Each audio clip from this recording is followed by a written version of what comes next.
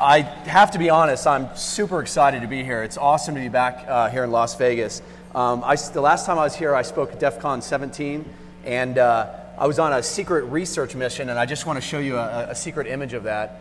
I was invited up on stage, dragged up stage on a Cirque du Soleil's Zumanity, and I was a part of the orgy scene, and they tried to take off my pants. I didn't let them take off the pants, but it's just, I love Las Vegas because it's always that type of stuff that happens when you're out here. But seriously, on a more serious note, why am I here right now? I want to make this really, really simple. I found a VoIP protocol. I found a protocol exploit method. I found a vulnerability in a hotel. And it was a clever physical thing combined with a protocol exploit method. And I want to share that with you in detail today. I want to talk about that. And when I found the vulnerability on a real production network, I thought the right thing was to let the hotel know that. So I disclosed it to them anonymously, and I let them know about it.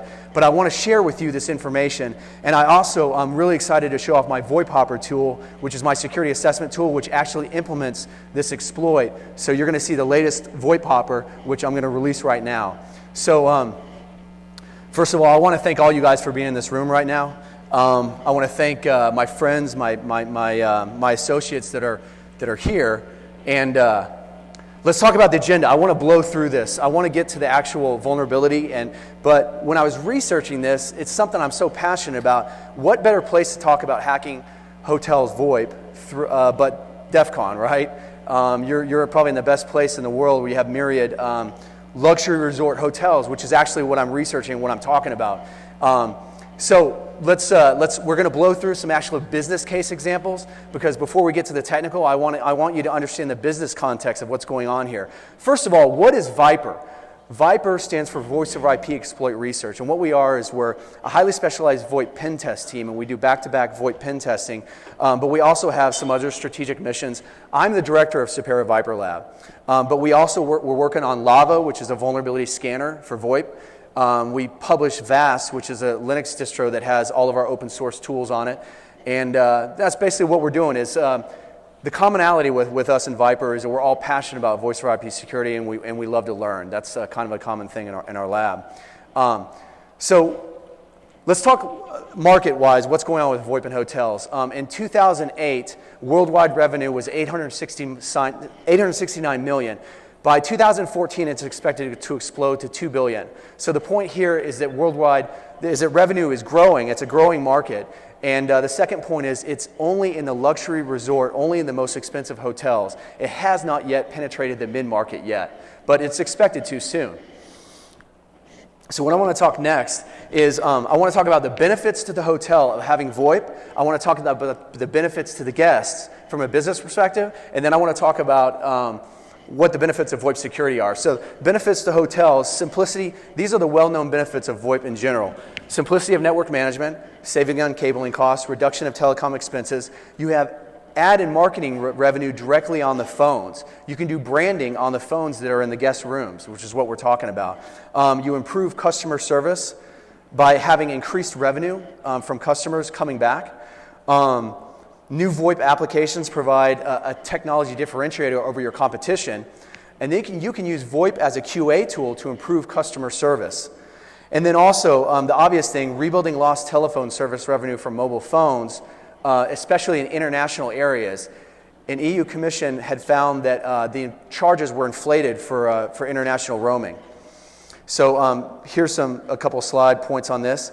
VoIP over Wi-Fi in hotels. Increasingly, hotels are having these handsets and giving them out to guests where poolside, they can hit a button and order a product or a service.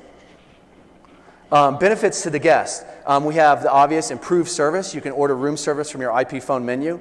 New products and services like the VoIP over Wi-Fi handsets. You have new and advanced calling features.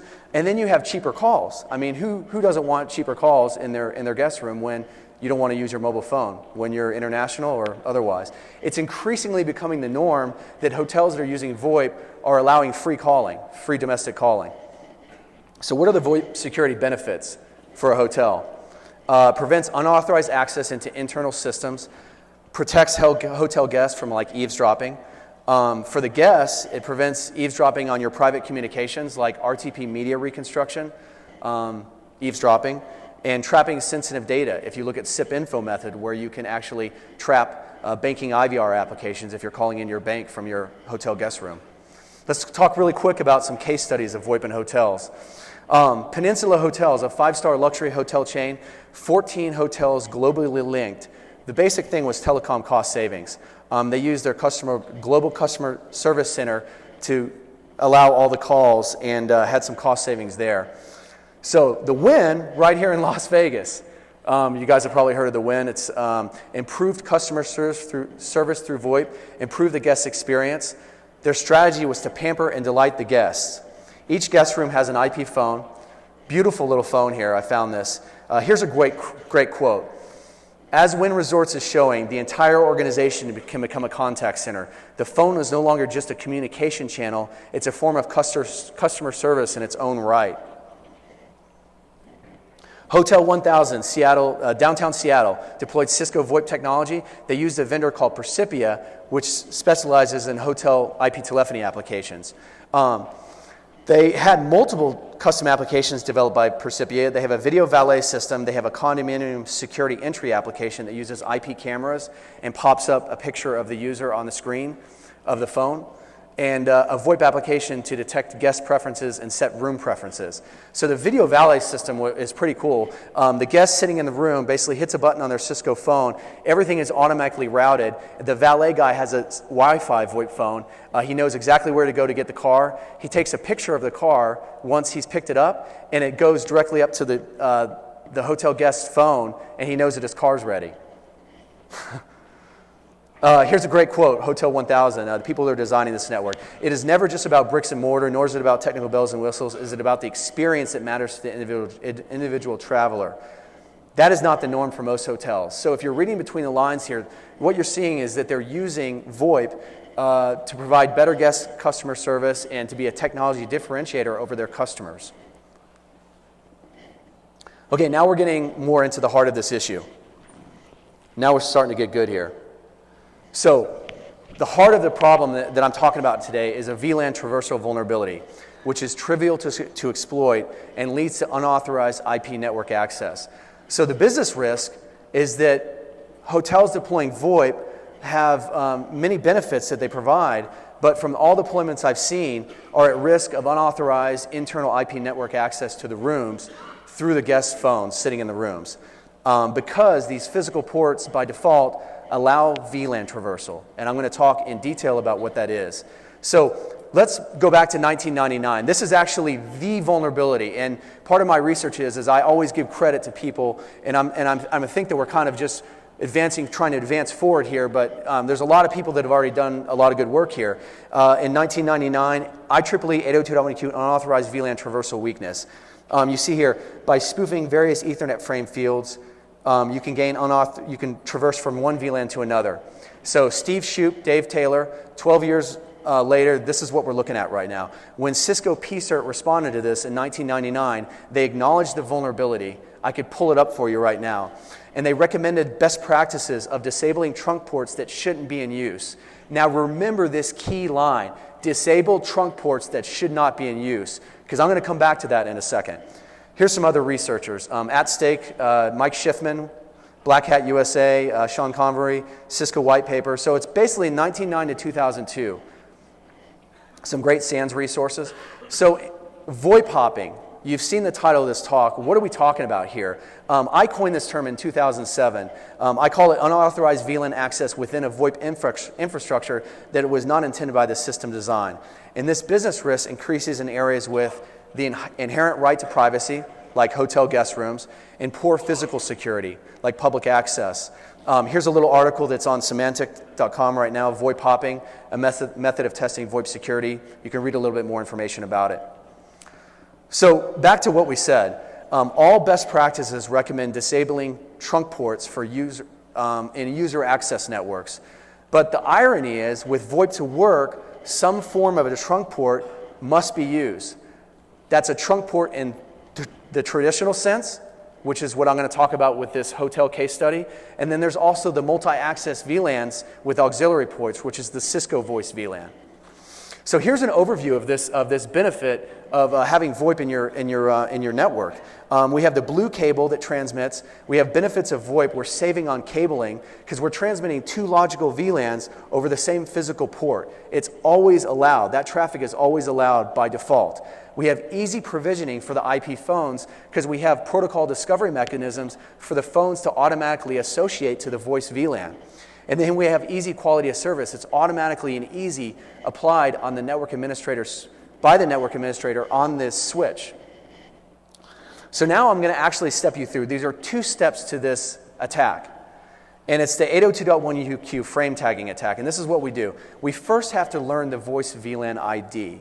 Okay? So what we're doing is we're going to need to insert a 4-byte the 802.1q header into a standard Ethernet frame. And we have to have that 12-bit of the VLAN ID. We have to have that VLAN ID, that 12 bits, to put into the 4-byte header, to put it into the standard Ethernet frame. We have to do that because if we send the packet to the port is going to, the switch is going to discard the traffic unless we have the correct VLAN ID. So we need to have that VLAN ID. That's the important point here. There's multiple discovery mechanisms: CDP, LLDP-MED, which is a newer protocol, DHCP, and Nortel and Avaya. So here's the second part of this. Once we know the 12-bit VLAN ID, we're going to actually spoof the Ethernet tag frames, which is trivial to do using standard software. VoIP Hopper especially does this. So we do is we create a virtual interface, like let's say the VLAN ID is 200. We create E0.200. And then if you look on your Linux PC, then you have created a virtual interface, and then you send a DHCP request that's tagged with that voice interface. You're basically becoming the phone. And so all subsequent tags all subsequent Ethernet frames are tagged with that voice VLAN ID. So I'm going to show you an overview of what we're looking at here. This is actually, let's say that this is a hotel infrastructure network, okay? So the first thing we know is that the phones have by default access to the call control servers. Whether there's a firewall or whether there's not a firewall, they are always going to have access to the call control servers. Otherwise, they can't place calls. We unplug the phone from the wall. We plug in our VoIP Hacker Ninja.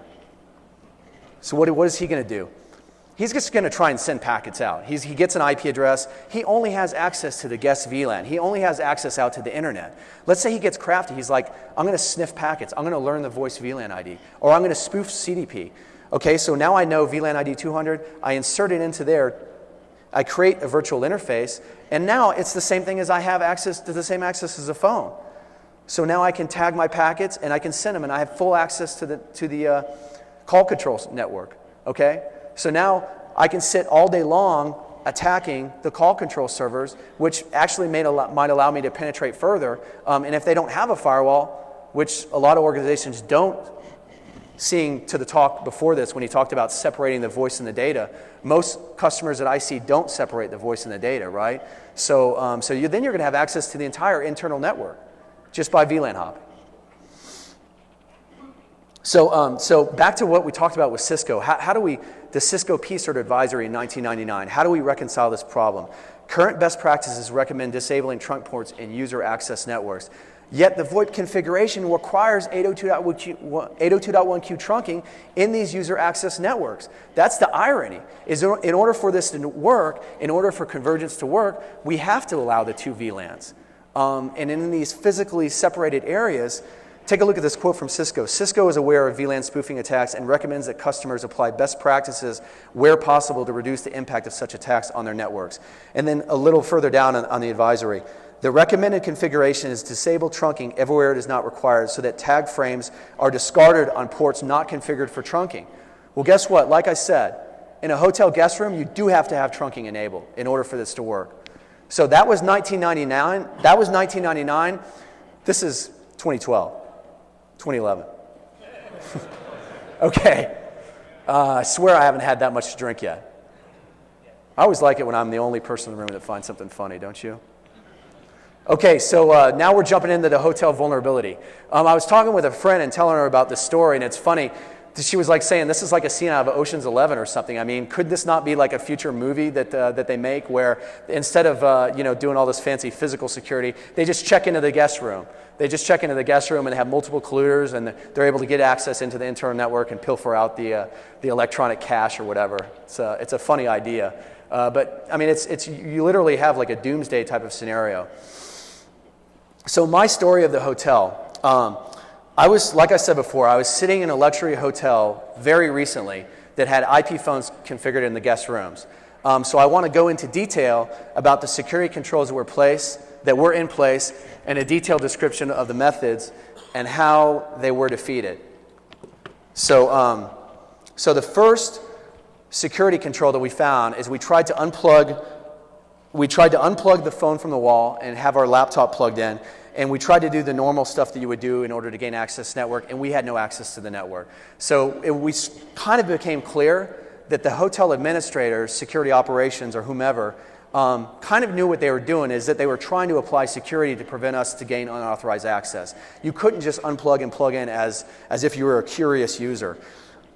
So the first thing that we saw is they did MAC address hiding. So what they did is they, on the back of the VoIP phone, they unplugged, they peeled off the MAC address, because it's kind of a common knowledge in this type of scenario that we're talking about, is that you can spoof the MAC address of a phone using standard software on your laptop and gain access to the network, because they're doing port security or MAC address filtering. So the fact that they had peeled it off inferred that they knew about port security or MAC address filtering, and by hiding the MAC address, they were trying to prevent us from spoofing the MAC address.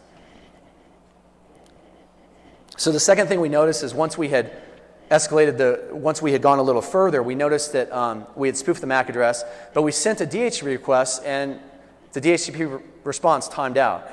So a casual, unskilled person would think, well, I can't gain access to the network. So some people could see that DHCP would kind of be a security control, and that it would defeat the casual people, and all the phones were configured with static IP addresses. So that's one of the things that we observed. So the next question becomes, if you were going to gain access to the network and you're sitting in the guest room, how do you know the right IP address to use across the network where there's no IP address conflict?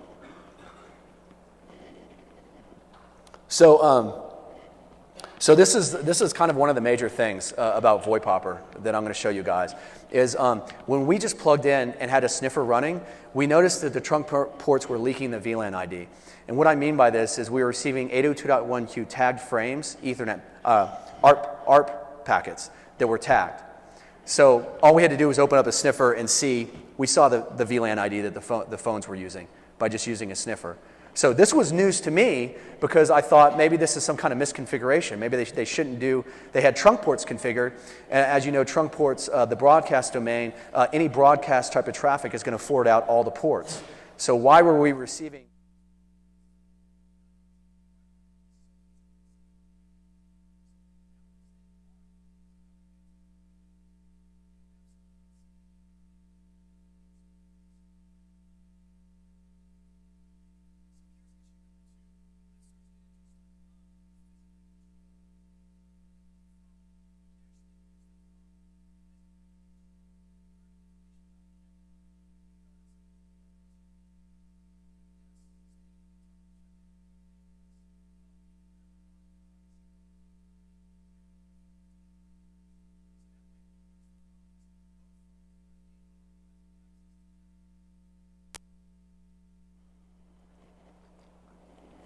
So I'm going to talk about what the methods are, okay? So this summarizes kind of what it is. Let's take a look at this, okay? This is what we're doing here. We unplugged phone number one. The VoIP hacker ninja comes in. He disconnects the phone. He puts a sniffer on laptop number one. So he tells his friend, his colluder in the adjoining room, reboot that phone, man. So he reboots the phone. So when that phone boots up, it's always going to send a gratuitous ARP, and it's going to send an ARP. It's like a little signature. It's going to send two ARPs, one gratuitous, one looking for its default IP gateway. So the packet comes across the broadcast domain, across the same VLAN that's shared, and he gets that. He gets the source IP and the source MAC of that phone. Now he statically configures his laptop with the IP address and the MAC address of that phone. So then what he does is he moves into the other room, because if they have port security, that phone is only going to be allowed on that port in the adjoining room number 2. He attaches offline IP and MAC, then he attaches to the port.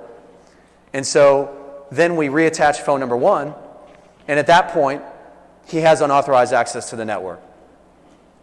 And he can ping the default gateway, so that proves that he has access to the network. So now I want to, VoIP Hopper is like a passion of mine. It's a tool that I started writing like in 2006, 2007. And I'm really excited to show the new version of VoIP Hopper here. I wrote a new version of VoIP Hopper called, I wrote a new feature called assessment mode. And what I want to do with this is it's a CLI mode that you go into and you can pass individual commands so I can start building like new features. Some of the new features are, it has LLDP-MED dissector support. So it dissects LLDP-MED. It spoofs LLDP-MED. It has an ARP and 802.1q dissector for a new way of learning the voice VLAN ID. It does automatic VLAN hop based on the first learn mechanism. So you don't even have to know what you're doing. You launch VoIP Hopper assessment mode, it automatically VLAN hops for you based on the first protocol method that's configured on provision in the environment. And then it actually automatically VLAN hops and then automatically passively records the IP and MAC of every single phone on the VoIP VLAN. So you can use this as a pen test tool to store off and learn all the phones, and it's non-intrusive. It doesn't send any ARP packets to, it doesn't do any type of like ARP poisoning or anything like that. It just listens for the traffic. And I also fixed many issues with the integrated DHCP code. So let's take a look at the screenshots of this really quick. This is showing kind of when you type the help menu, you've got many different options that you can do. Here's a screenshot showing LLDP-MED spoofed. So we hit one button, M, and we spoof it, and we are able to dissect the packet. We're actually spoofing the phone. By default, LLDP-MED does not allow you to learn the voice VLAN ID. See, it's a little different than CDP. CDP advertises the voice VLAN ID to anyone that attaches to the switch port. LLDP-MED will not. But if we spoof the TLV, network policy, we basically tell the switch that we're a phone, and then we get the voice VLAN ID via LLDP-MED.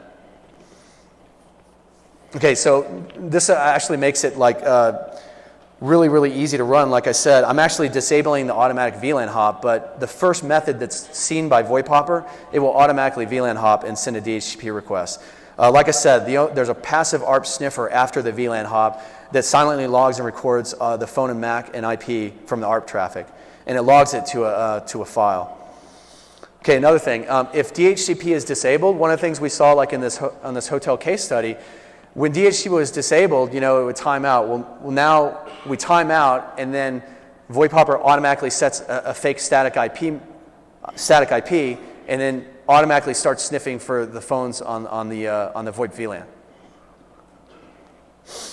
And then once we learn all these phones, we can select from an index, we can select from a menu which phone we want to spoof.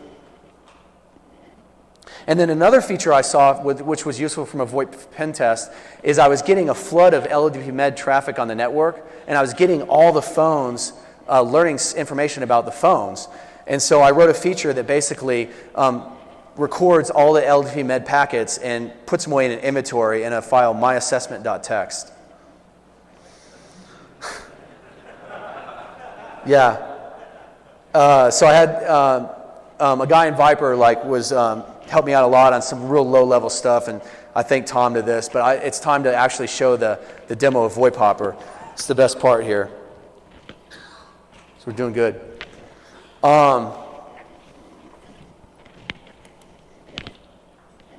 You see here? Yeah. Okay. So I have the screen here for VoIP Hopper, and I'm just going to launch it, and let's just see what happens on the network. Let's just see what happens for the first method that's discovered.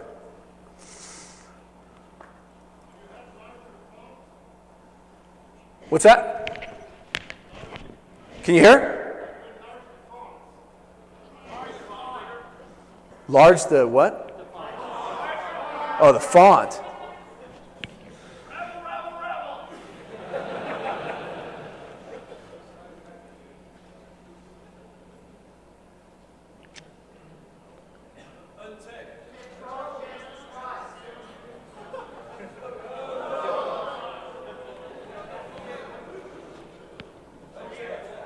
There we go. Okay, is that a little better? All right. So we automatically discovered the VoIP VLAN. we kind of missed that part, but you see here, CDP was the first mechanism that was seen, and it automatically VLAN hopped. We didn't have to do anything, and then it's capturing the ARP packet. So I wanted to also tell you, I have a real VoIP-powered network here. I've got 2 of these cutting-edge Cisco 9900 series phones, and this is just to simulate like a hotel network where we have 4 phones in the same VLAN. So I'm going to actually have VoIP Hopper now delete that interface, and we're going to launch it again. And so, you know, I can right here, I can spoof a CDP packet and automatically VLAN hop there. Now let's spoof LLDP-MED packet. Okay, so I automatically gain access to the network there. And then let's show, this is just the basic features that I talked about. Let's disconnect and connect to, I have a monitor span session set up because when I did this internal VoIP pen test,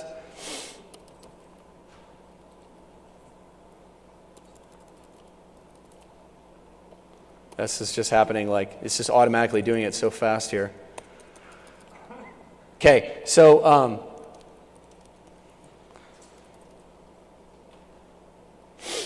so what I'm doing here is I'm just listening for the LLDP-MED endpoints to send me traffic.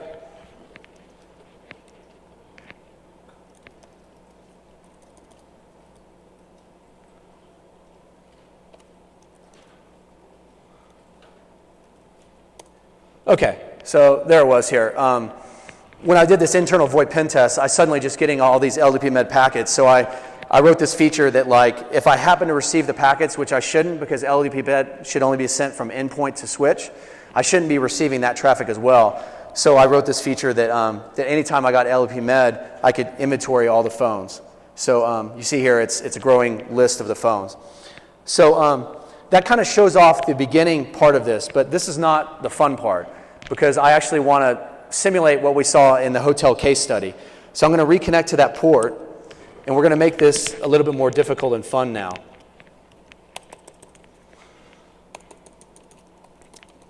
Okay, so we're going to get into the switch.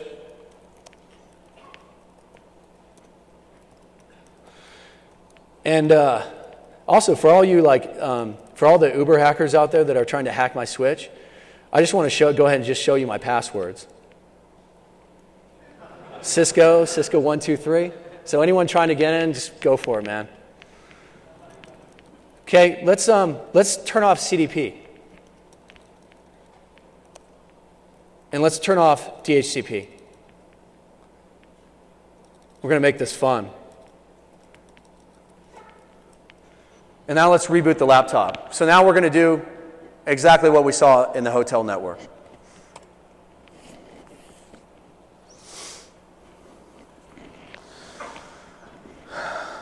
And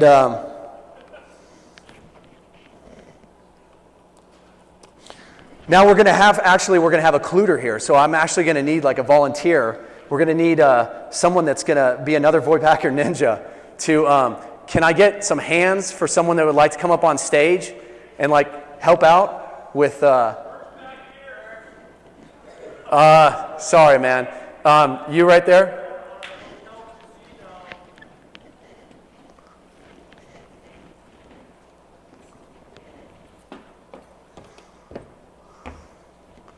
So can we get some audio? I don't hear the audio. We need the special effects here.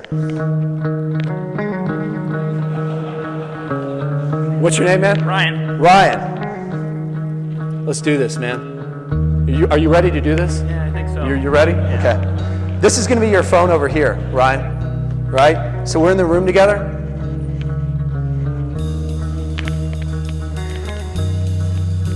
I think we're ready to go.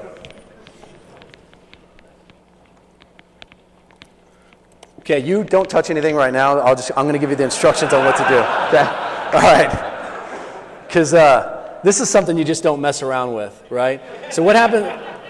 what happens in the hotel is that if you don't do things the right way, the security comes knocking on the door, right? And I'm just going to run out. I'm going to say it was Ryan's fault. Okay, so you guys see this here. I don't have anything, especially when I don't type the right command. So I got ifconfig, I got nothing, right? So, so what are we going to do, Ryan? What we're going to do is I'm going to control the laptop, and I got the sniffer attached already to this guy right here. So with static IPs, I see less ARP traffic. It seems like, okay, so let's go ahead and configure. Okay, so we got VoIP Hopper running. So Ryan, what I want you to do is reach in the back of the phone and just unplug the port 1 and plug it back in. You plugged it port 1? Nice, Ryan. That's awesome, man. Give a hand for him. But that's right. You want a beer, man? I had some. So what's happening here is VoIP Hopper first needs to learn the VLAN ID before it VLAN hops. So when your phone boots up, we're probably going to get something here in a second. So let's just wait around. So we're just sitting in our hotel room drinking a beer. Having a beer. So like I said, that broadcast gratuitous ARP and then the broadcast looking for its default gateway, VoIP Hopper picks that up. See? We got 802.1q VLAN header. We learned the VLAN ID. Now what's happening is, let's watch this. It's going to time out on the DHCP because that also has to happen before the ARP sniffer starts listening for the new phones. So minimum timeout, 20 second.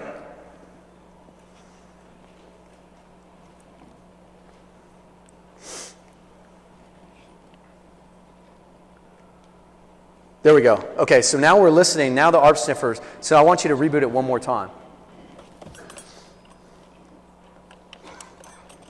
Nice. Good job, man. You were like the most enthusiastic guy. That's why I had to pick you as my, my assistant.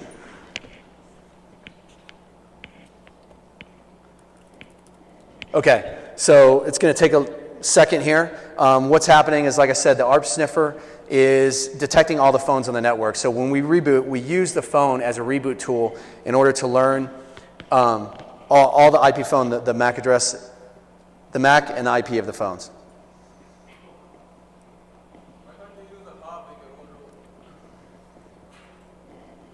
The question was, why don't we use a hub? We could easily use a hub.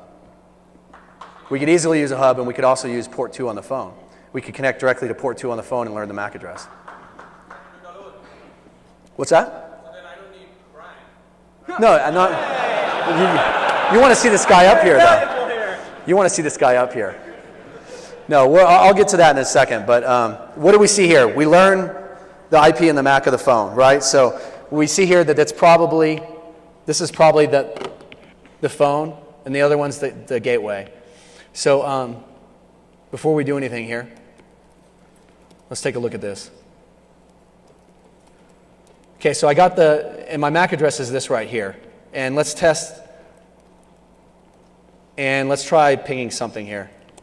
We got nothing, right? So let's go ahead and spoof this, right? So Ryan, what we're going to do is, I'm going to do this, but I want you to unplug the phone from the wall because now I'm swapped over. So go ahead and unplug the phone permanently. Okay, now I'm going to spoof this phone. Good job, man. Now what do we see? We got the IP address of the phone set statically. We got the spoofed MAC address. And now we have access. Not only that, let's just scan the network. This is what we do, right? There we go. 4 devices on the network. Give a hand to this guy. Unauthorized access to the network.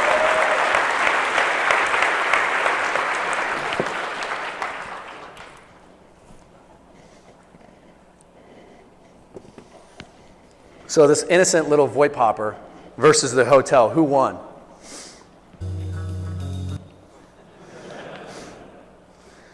So in summary, I just want to summarize this. What happens when you physically control 2 or more ports on the phone? Are people really thinking about this? We have a potential coordinated attack from trusted ports by issue of just checking into the hotel guest room. Key assumptions are you have to be members of the same broadcast domain. That's why we get adjoining rooms. The point is that for VoIP QoS and convergence to work, you usually need both VLANs allowed. Risk of VLAN hop has been known for years. That's not what this talk is about. I'm trying to advance forward the idea about this is the risk of VLAN hop in environments that require trunk ports and user access networks. The impact in the case study with the hotel that we're talking about, every time I talk about this, I have to be just really careful. The impact of this hotel is that it enables UC-specific attacks against the VoIP network, like eavesdropping, and it enables potential unauthorized access to internal core services and systems. It could represent critical business impact. An attacker sitting in the privacy of his room could spend all the time he or she wants penetrating further. What I'm seeing is that hotels have very low awareness about this issue. It's not just some of them, it's all of the hotels I see have this issue. That's why I'm here. Talking about VoIP hoppers, the way it was born in 2007, I did an authorized VoIP pen test, and then I wrote VoIP Hopper, and that was the result of this. And you know, the customer said you can't get access from the voice network to the data, and we got in, and we got into the servers, and we showed that. So physical security is compromised here, and it's a unique situation for the hotel rooms. Security controls need to compensate for this. That's why you look at things like 802.1x. Everyone says when you have physical access to something, it's game over, right? But that's the irony there, like I said, is in the hotel guest rooms, you know, guests have physical access to the phones because it's a business benefit to use the phones. Otherwise, why even have the phones there? Okay, I started kind of doing some fun little research on this because I wanted to like say, who are these people putting in these networks? Who are these people recommending best practices? So a couple of vendors turned up. This is with Hotel 1000 in Seattle. Valcros was the trusted Cisco partner that put in the network. So I wanted to ask Valcros, hey, what best practices did you recommend when you put in Hotel 1000 to I was like a little investigative journalist, but I found that they no longer had a server. They no longer had a web server, so I didn't get too far on that one. With Percipia, though, they're the trusted, look here, Percipia Networks, the most widely used and trusted name in hotel IP phone applications. So I sent them an email. I'm not sure if you can see this, but I said I was wondering what is your best practices. Do you have a security solution that can help prevent unauthorized access from hackers breaking into internal networks of hotel guest rooms? I got no response from Percipia. A little disappointed in that. Would have been kind of fun. Okay, so another little thing that I did, a little fun thing, is I decided to do a little survey of hotels. It was kind of like a social engineering little survey, and just a survey to find out what was going on in the marketplace. So I had a research assistant basically find 100 of the most expensive, luxurious resort hotels in the world, and call them up and find out, A, do they have VoIP in the hotel guest rooms, and B, what was their price. So as a result of this, there was 20% international. It was like Paris, London, Tokyo, Monte Carlo, and then it was, and then 80% domestic, mostly like Las Vegas casino hotels.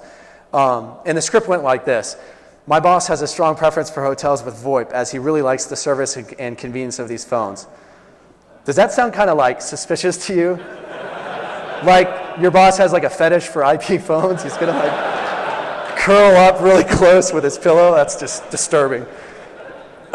So the result was kind of surprising to me. Only 8 out of 100 phones had confirmed to have VoIP in the guest rooms. And the average room price was $655. So, you know, I got this nice list. It's really cool, nice spreadsheet. It'd be interesting a few years from now to research this and find out where the market is on this, because, you know, this is a passion of mine. I started this in 2007, and now we are in 2011. It would have been interesting to do this back then. Oh, now here's the typical response. I actually took the audio from one of the conversations. I'm going to play it to you. Can I make sure the audio works on this? I assume so. So listen here. Okay, I just have one more question. My boss has a preference for hotels that have voice over IP. He likes the convenience and special features of this type of phone. So do you provide those in your guest rooms? It's VoIP, voice over IP phones. It's just like an internet phone. You can't hear anything. You can't hear the audio of the other person. Well, anyway, she says, oh, not quite sure if our phones do that. I don't know what's wrong with the clip right now, but I'm not hearing that. Okay, you can't hear her, but she says she comes back on the phone and she says she checked with her. She's real sweet too. Okay, that's great. So there will be. She checked with her IT director, and they do have IP phones. I mean, they're straight from the IT director. We have IP phones in the guest rooms. Just thought it was interesting to see how they interpret the question of voice over IP, the hotel reservation specialists. And like I said, most of them had no idea about what voice over IP was. They always had to check with someone. That's the point of the exercise. So last little segment here, voice VLANs as trunk ports. When I started building out this feature of VoIP Hopper, because the issue was a non-Cisco environment, I had to build the feature for the 802.1q ARP dissector, and I saw this tagging thing was happening even in Cisco networks on their Ethernet switches. So I went back through all the internal VoIP pen tests and looked at the PCAP traces that I had saved, and I found that they all indeed did this. And this is the Cisco voice VLAN. So in summary, the Cisco voice VLAN operates just like a trunk port when you're just doing a standard trunk port. So I sent this notification to Cisco PCERT, and because I want to work together and I want to help improve the security, and we're still working together on it, but the subject is Cisco iOS advertises voice VLAN ID by sending tagged frames to switch access ports. So Cisco PCERT, they look like they have real good awareness of this, and they're working on it. So hopefully they'll come up with a solution that helps protect customers, and that's the whole point of why we're here. But the voice VLANs as trunk ports, it's an interesting thing. It's called a multi-VLAN access port with auxiliary VLANs. That's what the voice VLAN is. And Cisco says it's not officially a trunk port. I'm going to skip over LLDP-MED because the stuff that really makes me passionate is to talk about this hotel VoIP security. So I want to just skip along to the end here, and because we only have a few more minutes left. So mitigations. Don't do this. Don't do port security. Don't do MAC address filtering. I already talked about that, including hiding the MAC address. Hiding a MAC address isn't a security feature. Now, this is something interesting that I'm starting to see in more deployments, is using physical locks on the phones, locking them to the VoIP port to the wall and locking the voice port on the phone itself. And this is a vendor Panduit that I've seen. I've done some internal VoIP pen tests where they knew I was coming, so they put these locks on. Seriously, I'm not kidding you. They had their physical security operations come do this. But, you know, we were able to defeat it because you just use one of these tools. and then that's what it looks like. That's what it looks like. But this is really interesting. Let me tell you this. I'm staying in a hotel right now. I'm not staying here. I'm staying in another hotel. And just a couple of days ago, I found out that they have voice over IP in their phones, voice over IP in their guest rooms. Now, I'm not going to do anything with that. But it's a new vendor that I've never seen before. Teledex, they're specialized for VoIP in the hospitality industry. And interesting, really, really fascinating. They did like a poor man's physical security. They stripped the top of the RJ45. Instead of using these physical locks, they stripped it off. I don't know if you can see that, but you can't like take the little bottom and pull it out. I just thought it was interesting. I mean, do they really trust that that's going to prevent someone from getting access? But that does tell you, we don't want you unplugging the phones and plugging in your laptop. That's what it tells me. And I tell you, when someone does something physical like this, that's where I draw the line. I would never, you know, try and circumvent that unless it was, you know, an authorized pen test. So you can use tweezers on the side. I have these tweezer tools. I didn't mean to say that. I'm just saying if I was going to do something. But as luck would have it, check this out. I actually moved rooms in this hotel yesterday morning, and guess what? These ones didn't have the security in place. They look at the little RJ45 sticking out there. So interestingly enough, it shows that the physical security solution wasn't consistently applied across these hotel rooms. I mean, you have like hundreds or thousands in these luxury resort hotels in Las Vegas. You have to actually make sure that every single room is configured the same way. It's a human error is always the weakest link in a security system. I mean, this just proves it again right here. Interesting. So just a couple more minutes. Here's a great idea that I got from Zach and Chris with Cisco. Lock the phones to the wall using Panduit locks, like real locks. And then if someone breaks through the locks, air disable the port. Make the port automatically shut off. Because if someone's breaking through those locks, that's really a suspicious activity. So you can do one of two things. You can air disable the port, or you can keep the port up, but send a high priority security alert that notifies your security admins, and they come breaking down the door when they're trying to VLAN hop, and think that no one knows about it. That's like an awesome solution. I think all the hotels should be doing that. Because, you know, the physical security combined with an operational procedure is really good, the detection and the logging. 802.1x is another well-known thing. Do multi-domain authentication. Don't configure the single VLAN because CDP can spoof when you use voice VLANs. There's a couple of limitations with 802.1x. I'm just going to gloss over that. In 2008, we published a tool called Xtest, and it highlights the two issues where you can piggyback on the successful authentication of an 802.1x wired supplement like a phone, and you can gain access to the network. We talked about this at TorCon. Looks like there's an awesome talk tomorrow where this guy is doing a transparent bridge through Linux. So you might want to check that out. It looks like he's kind of advancing that forward. MaxSec is another mitigation recommendation. Provides hop-by-hop layer 2 encryption. It's like the next version of 802.1x. I'm wrapping up here. I just want to thank you guys for listening. I want to tell you why I did this. This is a talk is a culmination of my research on something that I'm passionate about. I wrote this blog, Attacking the Crown Jewels Through VoIP, with VoIPSO, which I'm a blogger for. Kind of inspired me to actually do the name of this, the title of this talk, because I found this issue after I wrote that blog. I'm trying to create education awareness. I want to publish a new version of VoIP Hopper, because I know that seeing is believing, showing is believing, and sometimes people just have to see a vulnerability with their own eyes in order to understand the impact of that issue. In order to actually start remediating the issue, they have to see it with their own eyes. It's my hope, above all else, that this information gets to the NetOps and the security operations of these luxury hotels. That is my one hope, is that we can create education awareness and have them start fixing these issues. Because if I'm showing this to you today, and the people that were in the room with me both know this too, that were in the room with me before, how many people already know about this and were silent about this issue? How many hotels have already been breached? Because if I can do this, I know a lot of other people can. And I just hope that we publish some best practices around UC security for these unique scenarios where we have trunking allowed on user access networks. That's what this talk is about. And that's all I got.